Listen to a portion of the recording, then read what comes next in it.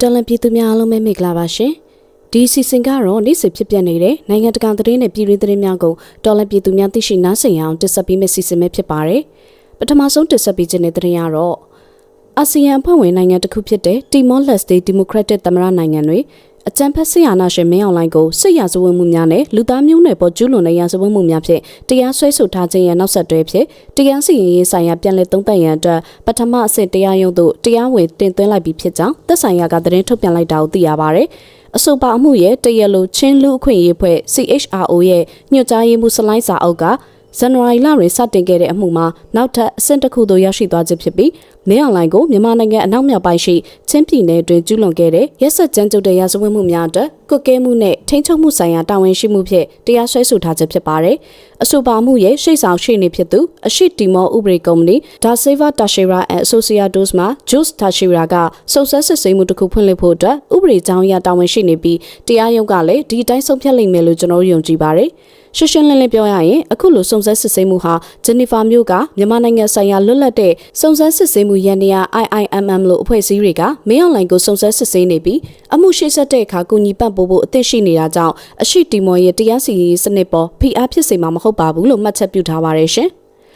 ပဲခူးတိုင်းမြို့ပြရက်ကွက်တနေရာတွင်NUGဝန်ကြီးချုပ်အပါအဝင်အစိုးရဖွဲ့ဝင်များဦးမင်းကိုနိုင်တို့လမ်းလျှောက်ထပ်ပြမှုဥဆောင်နေသူအလုံးမြေပြင်တွေတသားတည်းရှိနေမှုကိုပြသခြင်းဖြစ်ကြောင်းပြည်သူ့ကာကွယ်ရေးတပ်မတော်အမှတ်2နယ်မြေစစ်စင်ရေးမှူးရဲဘော်တင်ဦးကပြောကြားလိုက်ပါတယ်။ NUGဝန်ကြီးချုပ်မန်းဝင်းခိုင်တန်းပြည်ထရေးဝန်ကြီးဦးလွင်ကိုလက်ကာကွယ်ရေးဒုတိယဝန်ကြီးနိုင်ကောင်းရွက်ဦးမင်းကိုနိုင်အမှတ်2စစ်စင်ရေးနယ်မြေစစ်စင်ရေးမှူးရဲဘော်တင်ဦးအပါအဝင်တော်လှန်ရေးဦးဆောင်သူများကပဲခူးတိုင်းတွင်းရှိမြေပြင်မြို့ပြရက်ကွက်တနေရာတွင်လမ်းလျှောက်ထပ်ပြခဲ့ကြခြင်းဖြစ်ပြီးအဆိုပါလမ်းလျှောက်မှုပေါ်ပြည်သူ့ကာကွယ်ရေးတပ်မတော်အမှတ်2စစ်စင်ရေးနယ်မြေစစ်စင်ရေးမှူးရဲဘော်တင်ဦးကမြေပြင်တွင်တော်လှန်ရေးဦးဆောင်သူများကပြည်သူလူထုနဲ့အတူတသားတည်းရှိနေကြောင်းထုတ်ဖော်ပြောဆိုလိုက်ပါတယ်။အဆိုပါရုပ်သံတွင်နေရာဒေသနဲ့အချိန်ကာလကိုမဖော်ပြထားတော့လေမကြသိမီကာလအတွင်းရိုက်ကူးထားတဲ့ဗီဒီယိုဖြစ်ပြီးNUGဝန်ကြီးချုပ်ကိုဝန်းရံ၍တော်လှန်ရေးကောင်းဆောင်တဲ့အင်အားစုများကနေမြေစိုးမိုးမှုကိုလိုက်လံပြသတဲ့သဘောလို့မှတ်ယူနိုင်ကြောင်းသိရပါတယ်ရှင်။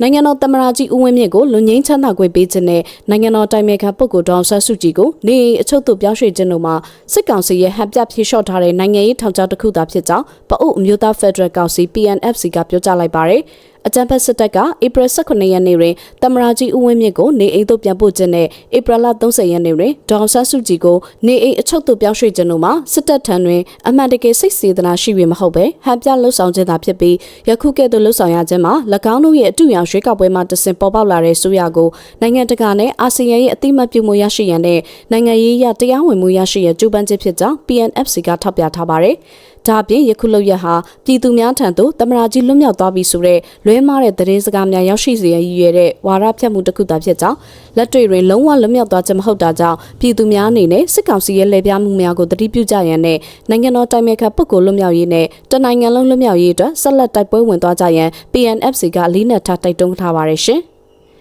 ဖားကန်လုံခင်းကျေးရွာအုပ်စုထဲမှာဧပြီ4ရက်အစောပိုင်းကစတင်ပြီးစစ်တပ်စခန်းတွေကို KNA KPDF ကတိုက်ခိုက်နေပြီးတိုက်ပွဲတွေပြင်းထန်နေတယ်လို့သိရပါတယ်။မေလ4ရက်မနက်9:20မိနစ်ကစပြီးမြေပြင်တိုက်ပွဲဖြစ်ပွားခဲ့ရာကနေမနက်10:00နာရီခန့်အထိတနက်ပစ်ခတ်တံတွေပောက်ကွဲတံတွေကြားနေရတယ်လို့လည်းသိရပါတယ်။အာနာသိန်းစစ်တပ်ကလုံခင်းကျေးရွာအတွင်းခောက်ကွင်းနဲ့မော်စီစာအနီးမှာအများဆုံးတပ်ဆွဲထားပြီးအဲ့ဒီဝင်းကျင်ကို KIA KPDF ကဝိုင်းပိတ်ထားတယ်လို့သိရပါတယ်။ဖားကတ်မှာဧပြီလ2ရက်ကစတင်ပြီးတိုက်ပွဲတွေပြန်လည်ပြင်းထန်လာခဲ့တာဖြစ်သလိုလုံခင်းကျေးရွာအုပ်စုကိုစစ်တပ်ကထိန်းချုပ်ထားပြီးကနအူးကာလမှာတိုက်ပွဲတွေပြင်းထန်ခဲ့ကစစ်ကောင်စီတပ်ဆွဲထားတဲ့နေရာတွေကို KIA KPDF က drone နဲ့ပုံကျဲတိုက်ခိုက်ခဲ့တယ်လို့သိရပါတယ်ရှင်။စစ်ကောင်စီတပ်ထိန်းချုပ်ထားတဲ့ရှမ်းမြောက်တီပေါ်နဲ့နန့်လန်မှာတရုတ်ထုတ်ကုန်ပစ္စည်းတစ်ဆောင်တဲ့ယာဉ်တွေကိုရက်တရာစီမံကိန်းအနေနဲ့စတင်ဖမ်းဆီးနေပြီဖြစ်ကြောင်းသိရပါတယ်။မေလ3ရက်မနက်မှာတီပေါ်နဲ့နန့်လန်ရှိပြည်ထောင်စုလမ်းမပေါ်မှာစစ်ကောင်စီတပ်နဲ့ဌာနဆိုင်ရာတွေကတရုတ်ထုတ်ကုန်ပစ္စည်းတွေတင်ဆောင်တဲ့ကားကြီးနဲ့ကားသေးတွေကိုစတင်ဖမ်းဆီးနေတာဖြစ်ပြီးဖမ်းဆီးစစ်ဆေးတဲ့ကားတချို့ကိုငွေယူပြီးပြန်ပေးသွားတာတွေလည်းရှိနေတယ်လို့သိရပါတယ်။စစ်ကောင်စီတပ်ကတရုတ်ထုတ်ကုန်တွေကိုဖမ်းဆီးတယ်ဆိုပေမဲ့ဘယ်ပစ္စည်းအမျိုးအစားကိုအရေးယူဖမ်းဆီးလဲဆိုတာကိုတော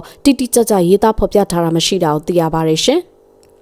ရန်ကုန်မြို့ဒေါပုံမြို့နယ်ຫນွေအေးရပ်ကွက်ကအစ္စလမ်စာသင်ဝိုင်းတစ်ခုကိုမပတဖုံးကြီးနဲ့စစ်ကောင်စီလက်အောက်ခံအဖွဲ့တွေပူးပေါင်းပြီးဝင်ရောက်ဖမ်းဆီးခဲ့ကြတယ်လို့သိရပါဗျ။မေလ1ရက်နေ့ညနေပိုင်းမှာမြို့ချစ်မြန်မာရဟန်းတော်များတမကရန်ကုန်အဖွဲ့ကမပတဖုံးကြီးတွေဦးဆောင်ပြီးရပ်ကွက်အုပ်ချုပ်ရေးလုံခြုံတွေနဲ့အဲ့ဒီစာသင်ဝိုင်းကိုပူးပေါင်းဖမ်းဆီးခဲ့ကြတာဖြစ်ပြီးမပတနဲ့ရဲတွေဝင်ရောက်ဖမ်းဆီးချိန်မှာចောင်းသားနဲ့ဆရာစုစုပေါင်းအယောက်20ကျော်စာသင်နေကြတာကိုတွေ့ရပါတယ်။အဲ့ဒီစာသင်နေကြတဲ့ဆရာနဲ့ကျောင်းသားတွေကိုတော့စစ်ကောင်စီဘက်ကဖမ်းဆီးသွားပြီးလက်ရှိမှာဒေါပုံမြို့နယ်ရဲစခန်းမှာချုပ်နှောင်ထားပါတယ်။မဘာသာဖုန်ကြီးတွေကတော့အဲ့ဒီစာသင်ဝိုင်းဟာရက်ကွက်အုပ်ချုပ်ရေးအဖွဲ့တွေတားမြစ်တဲ့ကြားကတရားမဝင်ဆက်လက်စာသင်နေတာကြောင့်အခုလိုဝင်ရောက်ဖမ်းဆီးရတာဖြစ်တယ်လို့ဆိုပါတယ်။အဲ့ဒီနောက်ဘူးတီတောင်မောင်တော်ဘက်ကနေတရားမဝင်ရောက်လာတဲ့ဘင်္ဂလူရီဆိုတဲ့အကြောင်းပြချက်နဲ့ဆက်လက်အရေးယူဖို့စီစဉ်နေကြတယ်လို့လည်းထပ်မံသိရပါတယ်ရှင်။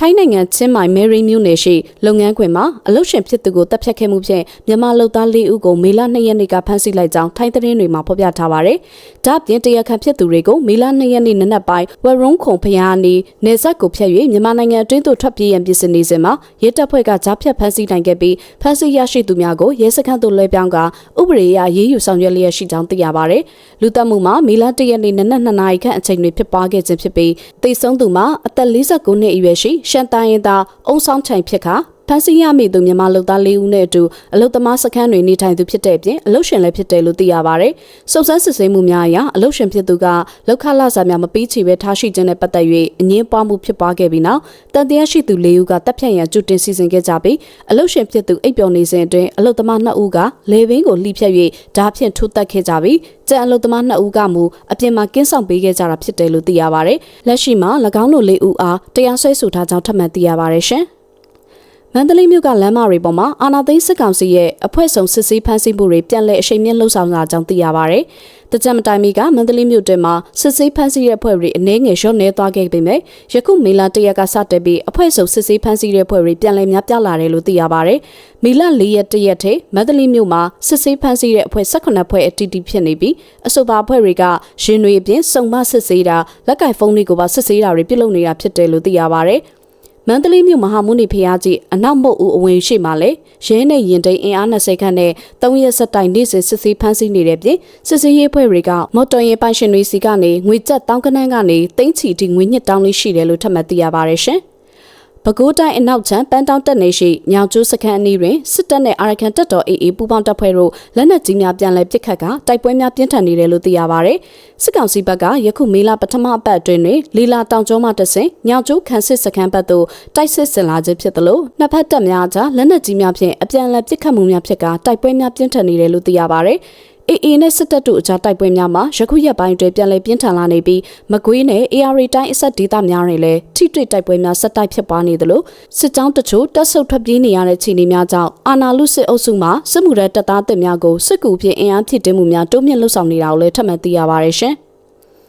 စစ်တပ်ရဲ့လေကြောင်းတိုက်ခိုက်မှုအပါအဝင်တိုက်ပွဲကာလအတွင်းပျက်စီးခဲ့တဲ့မြောက်ရီမြို့အနီးတင်ငန်းညင်တော်အထက်တန်းကျောင်းပြန်လည်ဖွင့်လှစ်နိုင်ရေးလှုပ်ဆောင်လျက်ရှိရာကရင်အမျိုးသားတပ်မတော်KNA ခေါင်းဆောင်ဗိုလ်ချုပ်စောချစ်သူနေချားဆောင်တပ် BGF အမှတ်၄တပ်နယ်မှဗိုလ်မှူးချုပ်စောမုတ်တုံတို့မြေပြင်ဆေးမိကူညီပေးခြင်းဖြင့်စစ်တပ်နဲ့ပုံမှန်ဆက်ဆံရေးရှိနေကြောင်းပြသနေတဲ့သတင်းတပ်ပုံတွေထွက်ပေါ်လာပါတယ်။နှစ်နှစ်နီးပါးကြာပိတ်ထားပြီးခြုံနယ်များနဲ့ပျက်စီးနေတဲ့ထက်တန်းကျောင်းကိုလာမစ်စာတင်နဲ့ကျောင်းဖွင့်ရသည့်အမိကျောင်းအပ်လက်ခံသွားနိုင်ရန် KNA နဲ့ BGF တို့ကလူအင်အားငွေအင်အားတို့ဖြင့်ကူညီပေးနေတယ်လို့သိရပါတယ်။လက်ရှိမှာထိုင်းမြန်မာနယ်စပ်ကရင်ပြည်နယ်မြောက်ရီမြို့နယ်ရွှေကုတ်ကူဒေသတို့၌အွန်လိုင်းငွေလိမ်ကိုင်းကြားဖြတ်များပြန်လည်လုပ်ကိုင်မှုများပြလာတော့လေစစ်တပ်မှဝင်ရောက်ဖမ်းဆီးမှုမရှိသည့်အပြင် KNA နဲ့ BGF တို့ကဒေသဖွံ့ဖြိုးရေးလုပ်ငန်းများကိုအရှိန်မြင့်လှုပ်ဆောင်လာနေခြင်းဖြစ်တယ်လို့လည်းထပ်မံသိရပါတယ်ရှင်။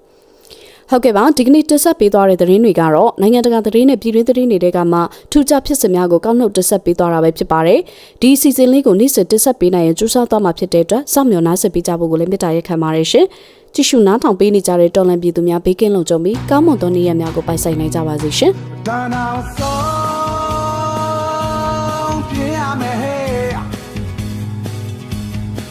ဒီနေ့ကတရားမျှတလို့လက်ချင်းနဲ့မ